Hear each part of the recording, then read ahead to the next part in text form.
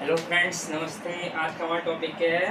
Cash flow statement. और पढ़ेंगे कि हाउ कैश फ्लो स्टेटमेंट जो डिसीजन मेकिंग में कैसे हेल्प करती है।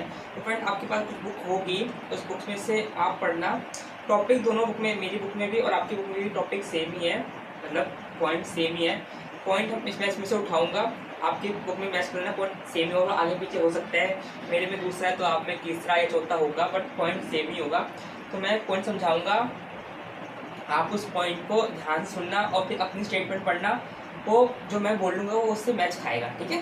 तो आप बात को ध्यान से सुनना और मेरे एक बार लेक्चर सुनने से पहले ना एक बार अपने टॉपिक खुद पढ़ना, फिर लेक्चर टॉपिक पढ़ोगे, टॉपिक क्लियर होगा 10%, थोड़ा बहुत समझ आएगा। मैं क्लियर कर दूंगा 80% 90% हो गया। और फिर मेरे से बोलने के बाद फिर खुद पढ़ना, तो 10% और जो 90% हो गया वो 100% में तब्दील हो जाएगा, ठीक है? तो पढ़ते हैं हम कैश फ्लो स्टेटमेंट और डिसीजन मेकिंग कैसे हेल्प करता है।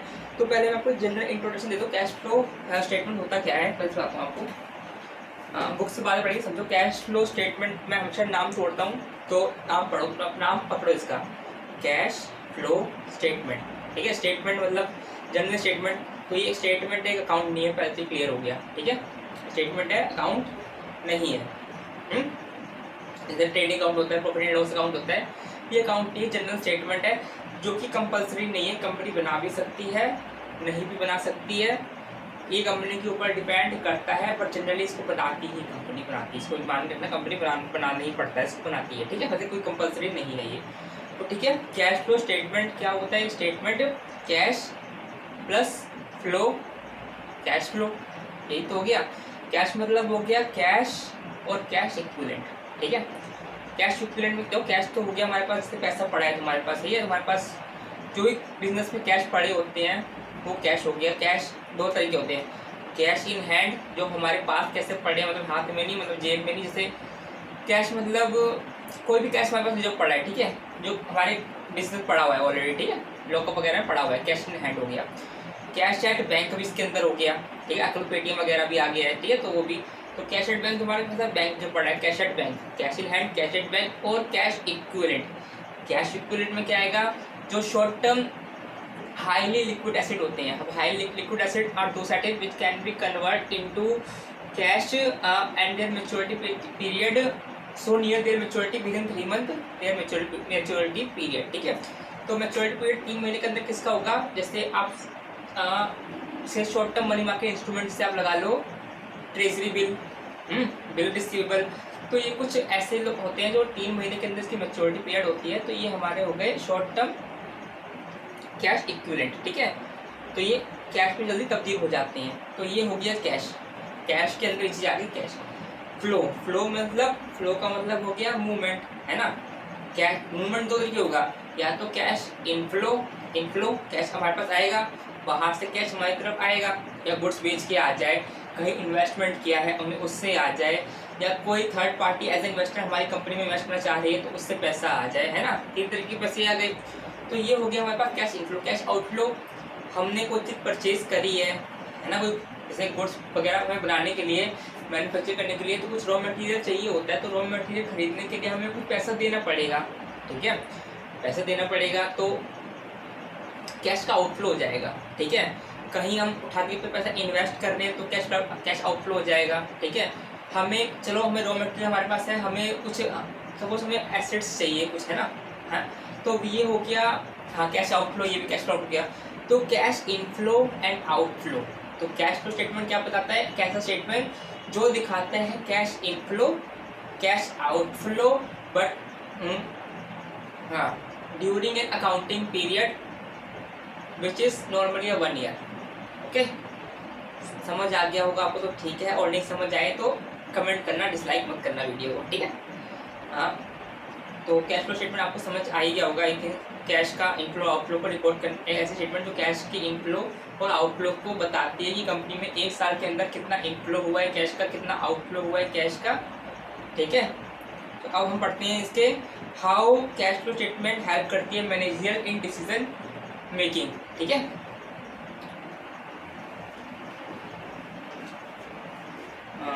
तो टॉपिक पढ़ते हैं, how does cash flow analysis help management in decision making.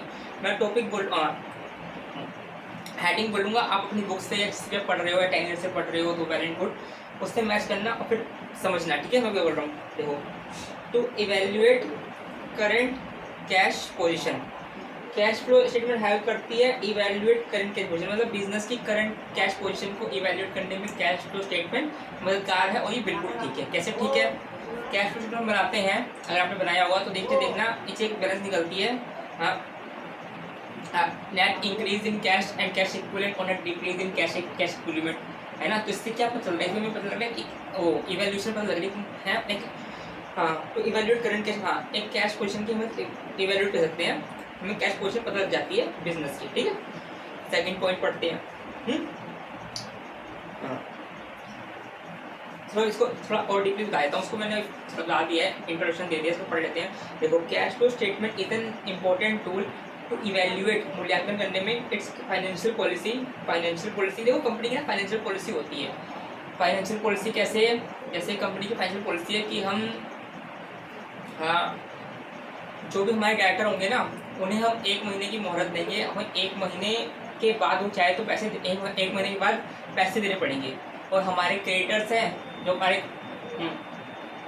Creditors हैं, उनसे हमें मोहलत दे रखी है कि हम आपको 2 महीने बाद पैसे देंगे, है ना। तो हमारे पास पैसे तो 1 महीने बाद हो जाएगा, मगर हम उनको पैसा कब देंगे? 2 महीने बाद देंगे, तो 1 महीने तक पैसा हमारा पड़ा रहेगा, है ना। तो ये फाइनेंशियल पॉलिसी बताती है हमको करंट कैश पोजीशन के बारे में। Specially useful for preparing cash budget, ये कैश बजट बनाने में भी बिल्कुल कारगर है। कैश बजट शॉर्ट में बताता हूँ, cash budget is a budget prepare in advance, cash budget is a budget prepare in advance to ascertain the future cash position.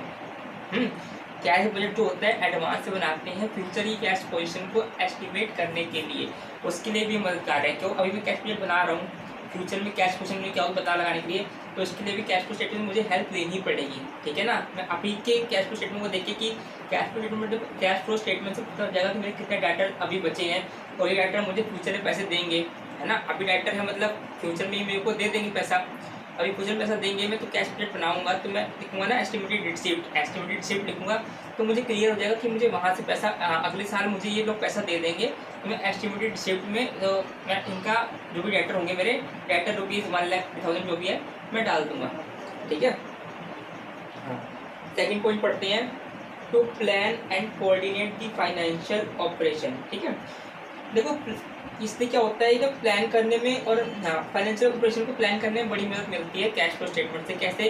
कि कैश फ्लो स्टेटमेंट से हमें वॉल्यूम पता लग जाएगा, हमारी कैश में इंक्रीज हुआ है या डिक्रीज हुआ है। डिक्रीज तो मान लो, हाँ, डिक्रीज छोड़ो, मान चलो हमारा कैश फ्लो स्टेटमेंट ना इंक्रीज दिखा रहा है, 5 करोड़ रुपए से हमारा कैश फ्लो स्टेटमेंट दिखा रहा है increase, net increase in cash equivalent ₹5 crore. तो अगर हमारे पास 5 करोड़ रुपए का बैलेंस इंक्रीज है, पॉजिटिव है, तो इससे क्या होगा? प्लान फाइनेंशियल ऑपरेशन, हमें फाइनेंशियल ऑपरेशन को प्लान करने में बहुत मदद मिलेगी। पैसा पता लग गया, है ना, वॉल्यूम पता लग गया, हमें कितने के अंदर प्लान करना है, तो प्लान करने में इससे आती है। वही पैसा ना पता हो कितना पैसा है, तो कैसे प्लान करोगे फाइनेंशियल एक्टिविटी को, ना कैसे बजट बनाओगे, ठीक है।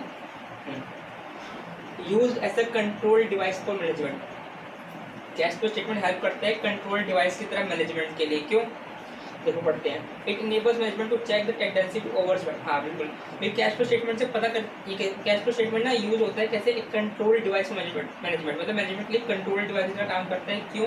ये कैश फ्लो स्टेटमेंट से पता लग जाता है, जैसे बता रहा है टेंडेंसी टू ओवरस्पेंड, हमने कितना एक्स्ट्रा खर्च कर दिया है ना। देखो कैश फ्लो स्टेटमेंट में जैसे मान लो discount on issue of debenture कहाँ पे आता है? Cash flow from operating activity है, उसके अंदर डालते हैं हम डिस्काउंट और इशू ऑफ डिवेंचर ऐड हो जाता है। अब डिस्काउंट अगर हमने ज़्यादा दे दिया तो क्या होगा?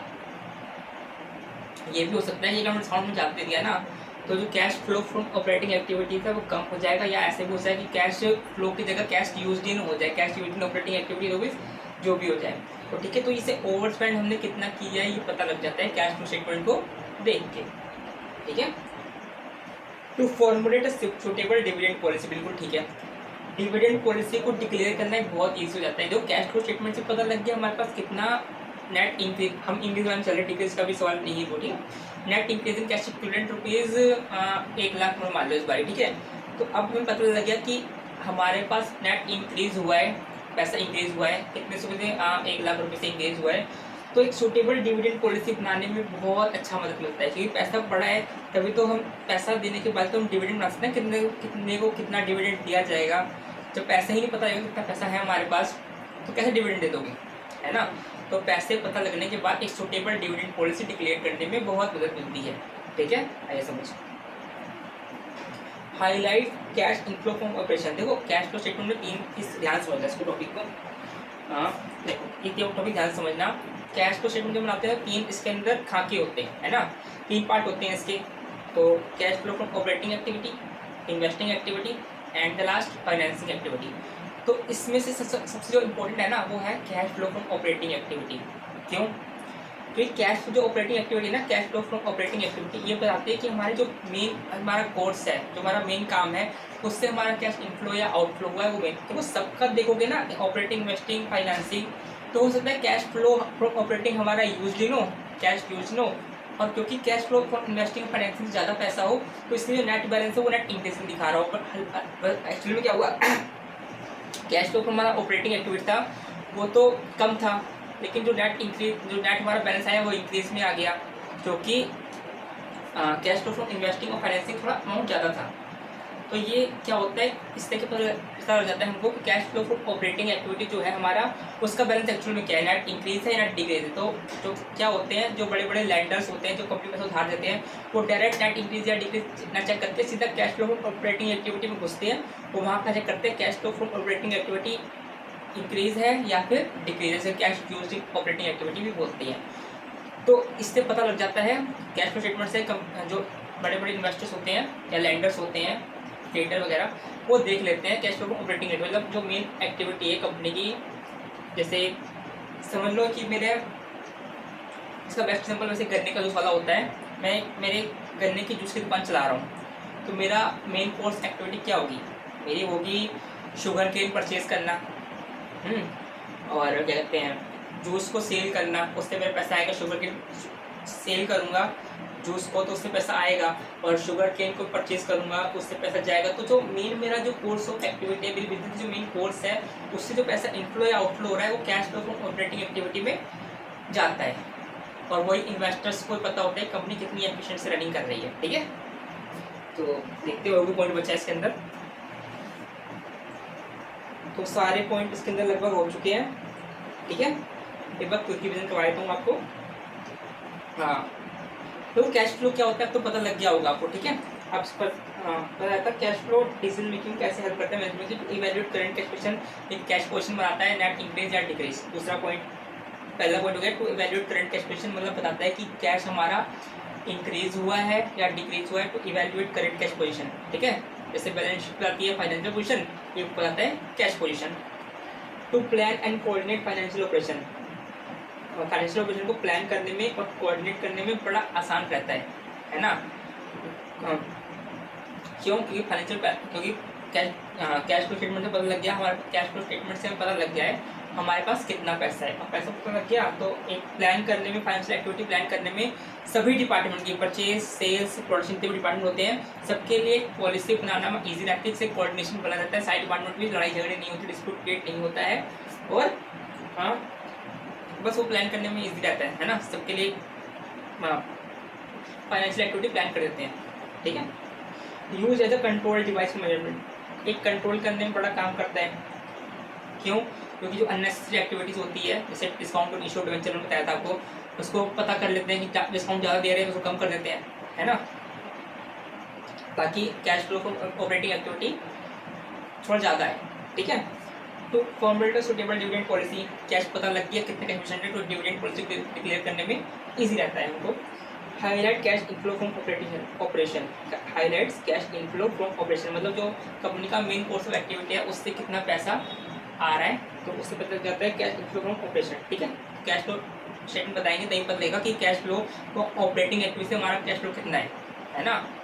कैश फ्लो स्टेटमेंट से ही पता लगेगा कि मेन कोर्स ऑफ एक्टिविटी में हमारे पास कितना कैश इनफ्लो हुआ है, कैश आउटफ्लो हुआ है। तो आशा करता हूँ आपको समझ आ गया होगा। ठीक है, कोई चीज़ समझना है तो कमेंट कर देना। नमस्ते।